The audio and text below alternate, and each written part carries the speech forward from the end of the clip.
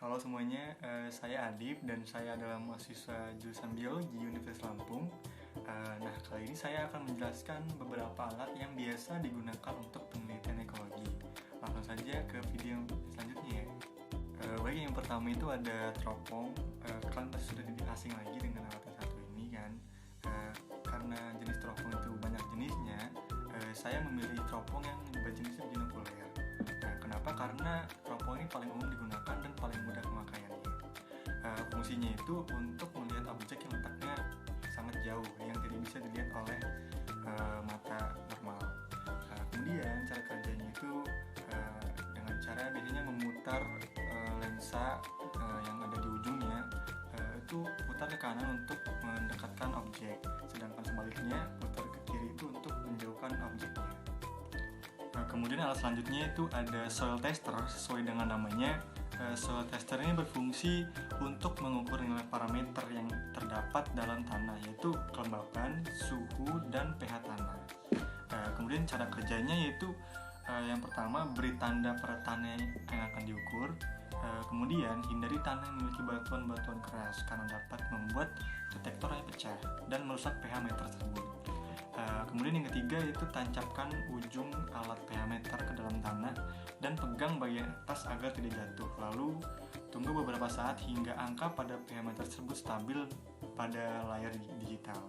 Kemudian yang terakhir yaitu catat pH yang didapatkan, seperti itu.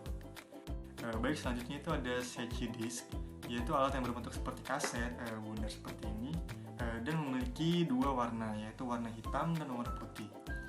Fungsinya untuk mengukur transparansi pada air. Kemudian cara kerjanya yaitu yang pertama, ikatkan tali pada Secchi disk dengan kuat, lalu tenggelamkan Secchi disk ke dalam air. Kemudian lihat warna pada Secchi disknya sampai warna tidak terlihat lagi dari atas permukaan. Kemudian catat ke dalam air yang diukur tersebut.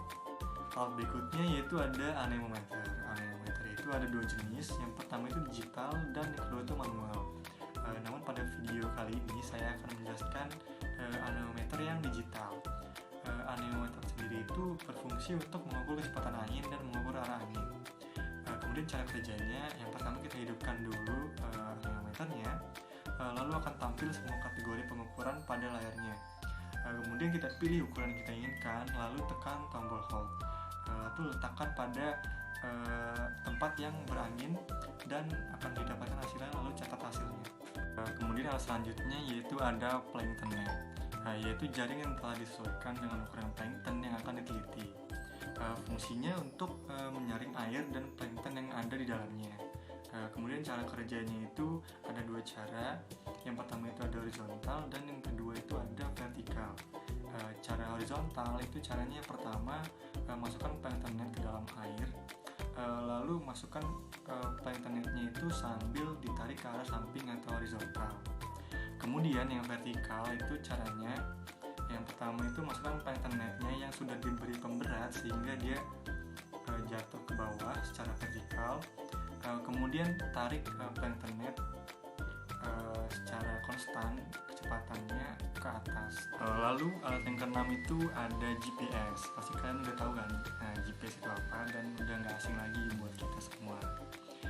Fungsi GPS itu ya untuk menentukan lokasi suatu tempat, contohnya seperti dataran tinggi, dataran rendah, posisi kita bahkan, dan banyak laginya.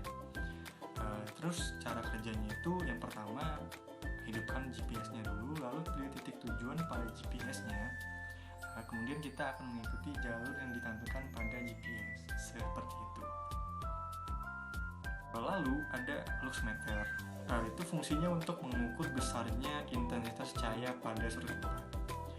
Kemudian cara kerjanya itu hidupkan dulu luxmeternya, lalu kita pilih kisaran range yang ingin kita ukur. Misalnya sebesar 2000, 20.000, atau 50.000 lux. Kemudian apabila sudah memilih besarnya, lalu kita arahkan sensor ke sumber cahaya yang akan kita ukur. Lalu hasilnya akan muncul pada layarnya dan kita akan mencatat hasilnya.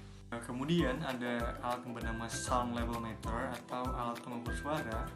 Alat ini biasa digunakan untuk mengukur seberapa tingkat atau level pada suatu kebisingan suara. Kemudian cara kerjanya yaitu dengan cara mengaktifkan alatnya terlebih dahulu. Kemudian kita pilih selektor pada posisi fast untuk jenis kebisingan kontinu atau yang berlanjut. Kemudian kita pilih selektor pada posisi slow untuk jenis kebisingan yang impulsif atau yang terputus-putus. Kemudian pilih selektor kebisingannya, lalu arahkan alat ke tempat yang ingin diukur kebisingannya. Kemudian akan didapatkan hasilnya dan catat hasilnya. Selanjutnya yaitu ada alat yang bernama clinometer. Alat ini merupakan alat sederhana yang mudah digunakan dan biasanya digunakan untuk mengukur sudut elevasi yang dibentuk antara garis datar dengan sebuah garis yang menghubungkan sebuah titik pada garis datar tersebut dengan titik puncak suatu objek. Agar lebih jelas, kita dapat melihat cara kerjanya pada video berikut ya. Objek apa yang akan kita ukur ketinggiannya?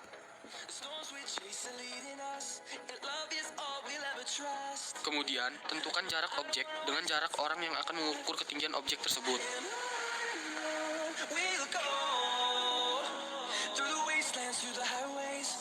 Selanjutnya, tentukan tinggi badan dari orang yang akan melakukan pengukuran terhadap objek tersebut.